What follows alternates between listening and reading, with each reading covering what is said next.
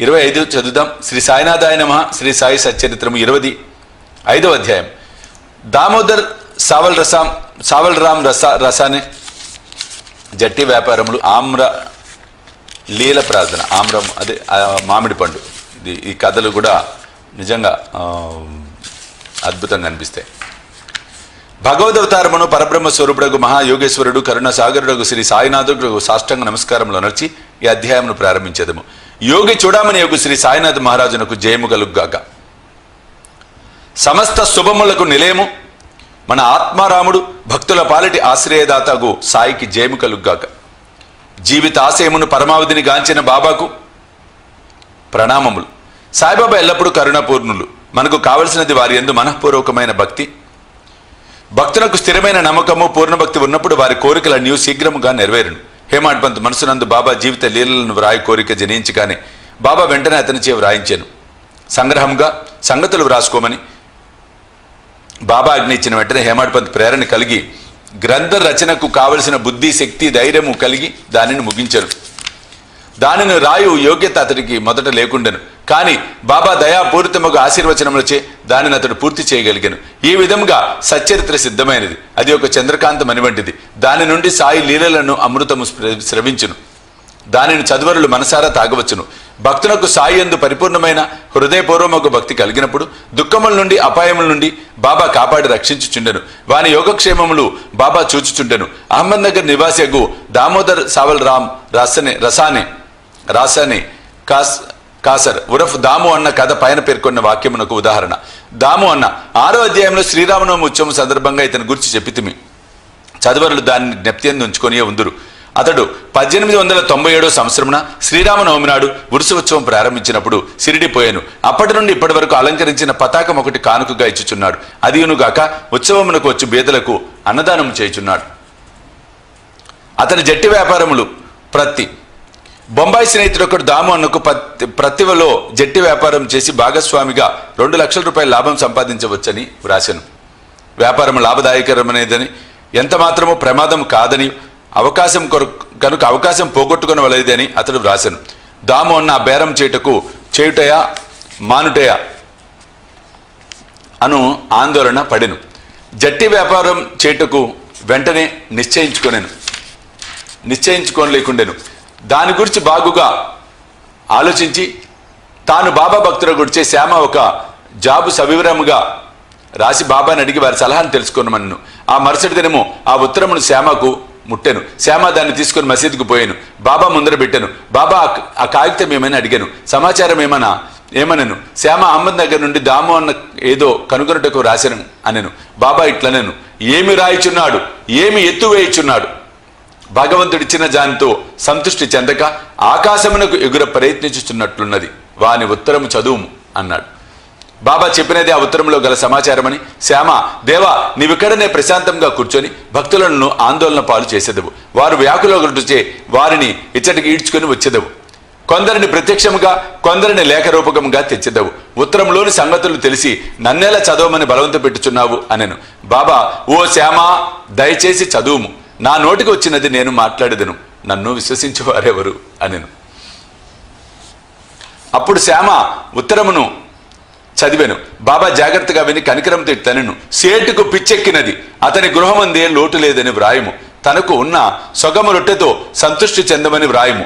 లక్షలు ఆర్జించుటకు ఆయాసపడవద్దని చెప్పుము. శ్యామ జవాబు పంపాను. దాని కొరకు ఆతురతతో దాము అన్న కనిపెట్టుకుని ఉండెను.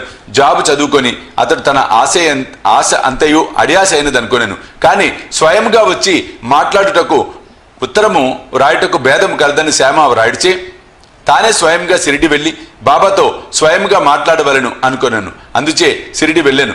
బాబాకు నమస్కరించాను. బాబా పాదములు ఒత్తుచూ కూర్చుండెను. అతనికి బాబాను బహిరంగముగా జట్టి వ్యాపారం గురించి అడుగుటకు ధైర్యం చాలుకుండెను. బాబా సహాయపడినచో వ్యాపారంలో కొంత భాగం బాబాకి ఇచ్చినచో బాగుండును అనుకున్నాను. ఇట్లు రహస్యంగా దాము అన్న తన మనస్సున అనుకున్నాను. బాబాకు తెలియనిదేమీ లేదు. అరచేత ఉన్న ఉసిరికాయ వలె భూత భవిష్యత్ వర్తమానములు కూడా బాబా తెలిసినవారు. బిడ్డకు తీపి వస్తువులు కావలేను. కానీ తల్లి చేదు మాత్రలు ఇచ్చును, తీపి వస్తువులు ఆరోగ్యమును చెర్చును, చేదు మాత్రలు ఆరోగ్యమును వృద్ధి చేయును. తల్లి తన బిడ్డ యొక్క మేలును కాంక్షించి బుజ్జగించి చేదు మాత్రలే ఇచ్చును. బాబా దయగల తల్లి వంటి వారు, తన భక్తుల భవిష్యత్ వర్తమానముల లాభముల గురించి బాగా తెలిసిన వారు. దాము అన్న మనసును కనిపెట్టి బాబా ఇట్లనెను, ప్రపంచ విషయములలో తగులు కొనుటకు నాకు ఇష్టం లేదు. బాబా యొక్క అసమ్మతి గ్రహించి దాము అన్న ఆ పని మానుకొనెను. ధాన్యముల బేరము పిమ్మట దాము అన్న ధాన్యము వ్యాపారం చేయ తలబెట్టెను. ఈ ఆలోచన కూడా బాబా గ్రహించి, నీవు 5 సేర్ల చొప్పున కొని 7 సేర్ల చొప్పున అమ్మవలసి వచ్చును, కనుక ఈ వ్యాపారము కూడా మానుకొనుము అనెను. కొన్నాళ్ళ వరకు ధాన్యము ధర హెచ్చుగా ఉండెను. కానీ ఒక మాసము 2 మాసములు వర్షములు విశేషముగా కురిసెను. ధరలు హఠాత్తుగా పడిపోయాను.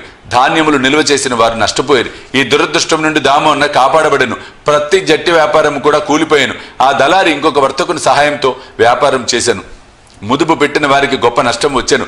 దాము అన్నకు బాబా ఎందుకు నమ్మకం హెచ్చాను. బాబా మహాసమాధి చెంది వరకు వారికి నిజమైన భక్తుడుగా ఉండెను. వారి మహాసమాధి పిమ్మటి కూడా ఇప్పటి వరకు భక్తితో ఉన్నాడు. ఆమ్రలీల మామిడి పండ్ల చమత్కారం. ఒకనాడు 300 మామిడి పండ్ల పార్సిల్ వచ్చాను. రాలేయను మామలతుదారు గోవా నుంచి శ్యామ పేరున పండ్లను బాబాకు పంపాను. అది తెరిచినప్పటికీ పండ్లన్నీ బాగా ఉండెను. అది శ్యామ స్వాధీనంలో పెట్టింది. అందులో 4 పండ్లు మాత్రమే బాబా కొలంబాలో పెట్టాను. ఈ 4 దాము అన్నకు అవి అక్కడనే ఉండవలేను. దాము అన్నకు 2 భార్యలు కలరు, కానీ సంతానం లేదు. అనేక జ్యోతిష్కులను సంప్రదించాను. అతను కూడా జ్యోతిష్యమును కొంతవరకు చదివను. తన జాతకంలో దుష్టగ్రహ ప్రభావం ఉండుడిచే అతనికి సంతాన అవకాశం లేదనుకోనెను. కానీ అతనికి బాబా యందు మిక్కిలి నమ్మకం కలదు. మామిడి పండ్లు అందిన 2 గంటలకు అతడు షిరిడీ చేరి బాబాకు నమస్కరించుటకు పోగా బాబా ఇట్లనెను, అందరూ మామిడి పండ్ల వైపు చూచుచున్నారు, కానీ అవి దాము కొరకు ఉంచినవి, కావున అవి దామియా తిని చావలను. దాము ఈ మాటలు విని భయపడెను. కానీ మహల్సాపతి దాన్ని ఇట్లు సమర్థించెను, చావు అనేది అహంకారంను గురించి, దాన్ని బాబా యందు చంపుట ఒక ఆశీర్వచనము. బాబా అతనితో ఇట్లనెను, నీవు తినవద్దు, నీ చిన్న భార్యకిమ్ము. ఈ ఆమ్రలీల ఆమెకు 4 కొడుకులను 4 కుమార్తెలను ప్రసాదించును. దాము ఆ ప్రకారమే చేశాను. కొంతకాలమునకు బాబా మాటలు నిజమాయను, జ్యోతిష్కుని మాటలు ఉత్తమాయను. బాబా మాటలు వారి సమాధికి పూర్వమే కాక ఇప్పుడు కూడా వారి మహత్యమును స్థాపించుచున్నవి.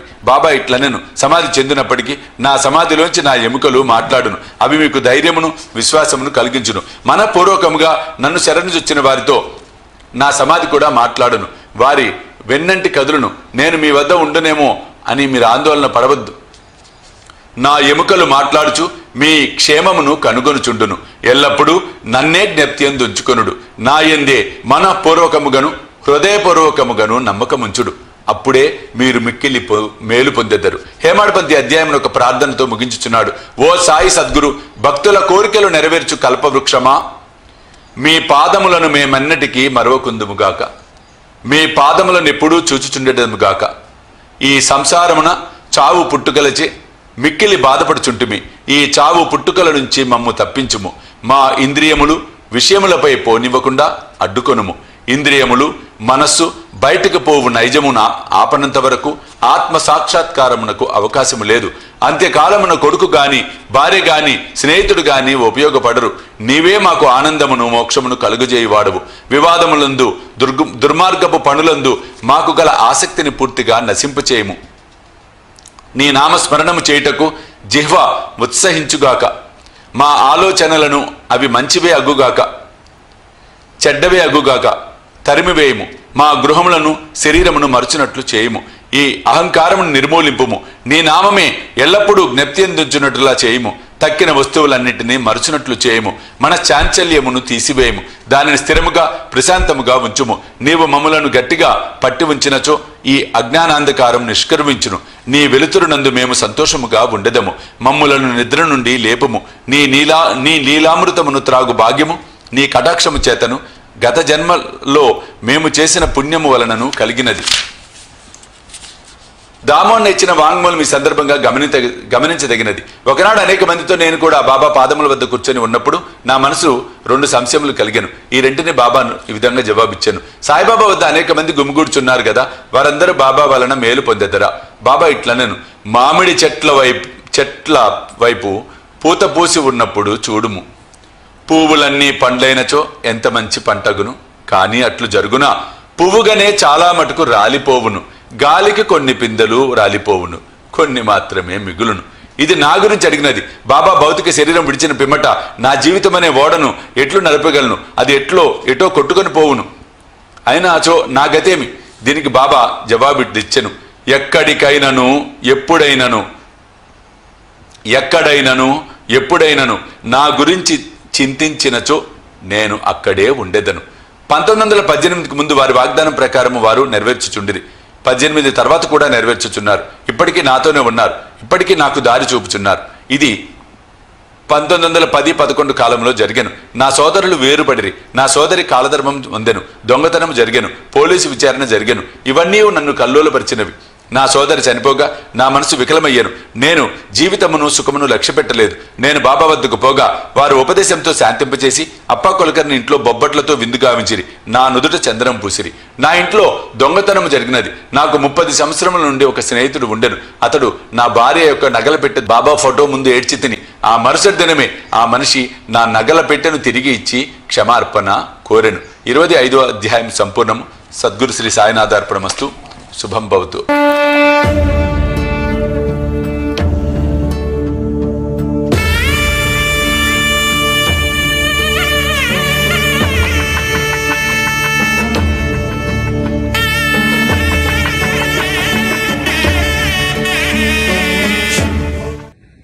సాయి దివ్య రక్ష కవచ యంత్రానికి